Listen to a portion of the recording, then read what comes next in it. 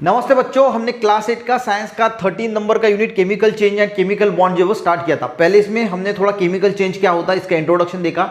अब देखते हैं वर्ड इक्वेशन यानी क्या होता है। देखिए वर्ड इक्वेशन यानी अब इक्वेशन के वर्ड यानी शब्द, ठीक है। तो देखिए इसको हम वर्ड इक्वेशन या वर्ड रिएक्शन भी बोल सकते हैं। यानी जैसे कार्बन है, मैंने यहाँ पे कार्बन लिखा और यहाँ पे ऑक्सीजन लिखा तो ये बन गया कार्बन डाइऑक्साइड। तो यहाँ पे हमने वर्ड के फॉर्म में लिखा तो इसको बोला जाता है वर्ड इक्वेशन या फिर वर्ड रिएक्शन, और इसको बोला जाता है केमिकल इक्वेशन या फिर केमिकल रिएक्शन। जैसे कार्बन हो गया, O2 हो गया और CO2 लिखा, इसको हम क्या बोलेंगे, केमिकल इक्वेशन। देखिए अब आपके इसमें ये दिया है साइट्रिक एसिड है, ये क्या है, एसिड है, और यहाँ पे ये सोडियम बाइकार्बोनेट जो है वो ये बेस है। हमने पिछले इसमें देखा कि एसिड और बेस रिएक्ट होते हैं तो सॉल्ट एंड वाटर बनता है। तो यहाँ पे सोडियम साइट्रेट बना, ये सॉल्ट है, और वाटर भी बना यानी H2O बना। अब देखिए ये जो है इसको ही बोला जाता है वर्ड इक्वेशन।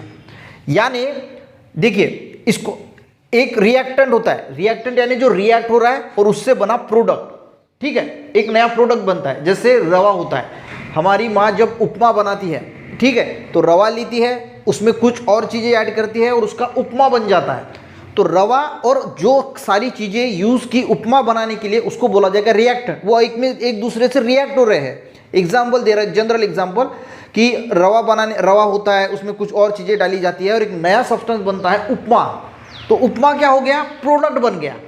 कारखाने में जो रॉ मटेरियल यूज किया जाता है और एक प्रोडक्ट बनता है ना, वैसे ही रिएक्शन जब जहाँ पे होती है इसको बोला जाता है रिएक्टेंट।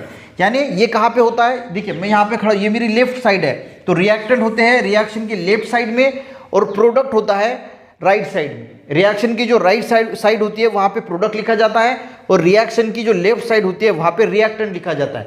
तो ये बच्चों हो गए रिएक्टेंट और ये हो गया बना रहा हमारा प्रोडक्ट।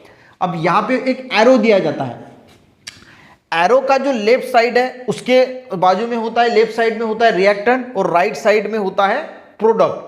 और कुछ स्पेसिफिक जो चीजें लिखनी होती है, जैसे टेम्परेचर है, हीट है, लाइट है, सनलाइट है, वो हम एरो के ऊपर लिखते हैं। ये भी आपको पता होना चाहिए। हीट एस के फॉर्म में लिखा जाता है, अगर सनलाइट के प्रेजेंस में रिएक्शन हो रही तो यहाँ पे एरो पे सनलाइट लिखा जाता है। तो ये भी चीजें हमें रिएक्शन होती है उस वक्त ध्यान में रखता है। तो इसको क्या बोला जाता है, वर्ड इक्वेशन। क्योंकि ये वर्ड है ना, सिर्फ साइट्रिक एसिड, सोडियम बाइकार्बोनेट एक दूसरे से रिएक्ट हुए, कार्बन डाइऑक्साइड, सोडियम साइट्रेट और वाटर बना। तो ये हमने वर्ड के फॉर्म में लिखा, शब्दों के फॉर्म में लिखा, इसको वर्ड इक्वेशन या वर्ड रिएक्शन बोला जा सकता है। पर वही अगर हम केमिकल इक्वेशन या केमिकल रिएक्शन की बात करें तो साइट्रिक एसिड का केमिकल रिएक्शन में हमें फार्मूला लिखना पड़ता है कि ये भाई फार्मूला है बेकिंग सोडा, यानी इसको हम सोडियम बाइकार्बोनेट बोलते हैं, इसका फार्मूला NaCO3। इसको आपको ध्यान रखने की या जरूरत नहीं है, सिर्फ मैं बता रहा हूँ एग्जांपल। तो यहाँ पे सोडियम साइट्रेट बना तो ये इसका फार्मूला है। इसके बाद कार्बन डाइऑक्साइड 3CO2 बने, 3H2O बने और Na3, ये सारा बना। तो ये ऊपर वाला क्या हो गया, ऊपर वाला हो गया केमिकल इक्वेशन और नीचे वाला हो गया वर्ड इक्वेशन। तो आपको समझ में आ गया कि वर्ड इक्वेशन और केमिकल इक्वेशन क्या होता है। तो रिएक्शन जब हम लिखते हैं तो हमें यहाँ पे ये भी ध्यान रखना होता है कि इस प्रकार से रिएक्शन लिखी जाती है। रिएक्टेंट जो है वो लेफ्ट साइड में, प्रोडक्ट जो है वो राइट साइड में, एरो के लेफ्ट साइड में रिएक्टेंट क्या होता है, जो आपस में रिएक्ट हो रहा है उसको रिएक्टेंट बोला जाता है, उससे जो फॉर्म होता है उसको प्रोडक्ट बोला जाता है। तो ये जनरल चीजें जो है वो आपको पता होनी चाहिए। इसकी जो रिएक्टेंट की जो प्रॉपर्टीज होती है वो प्रोडक्ट से डिफरेंट होते हैं, यानी रिएक्टेंट की प्रॉपर्टी डिफरेंट होगी, प्रोडक्ट की प्रॉपर्टी डिफरेंट होगी। जैसे रवा का मैंने एग्जांपल लिया था, रवे का टेस्ट अलग होता है, जो उपमा बनता है उसका टेस्ट अलग होता है, उसकी प्रॉपर्टीज अलग होती है। इसका कंपोजिशन, केमिकल का कंपोजिशन देखिए, यहाँ पे ट्वाइस NaCO3 है तो यहाँ Na3, तो इसका पूरा केमिकल कंपोजिशन इसका अलग होता है, रिएक्टेंट का अलग, प्रोडक्ट का अलग। तो यही आपको जो है वो ध्यान में रखना है कि जो रिएक्टेंट होता है ये हमेशा लेफ्ट हैंड साइड लिखना है, प्रोडक्ट राइट हैंड साइड, और एरो के ऊपर कुछ स्पेसिफिक चीजें हैं वो हम लिखते हैं। एरो के लेफ्ट साइड में रिएक्टेंट होता है, राइट साइड में प्रोडक्ट होता है। रिएक्टेंट की केमिकल प्रॉपर्टीज, केमिकल कंपोजिशन पूरा डिफरेंट होता है प्रोडक्ट से।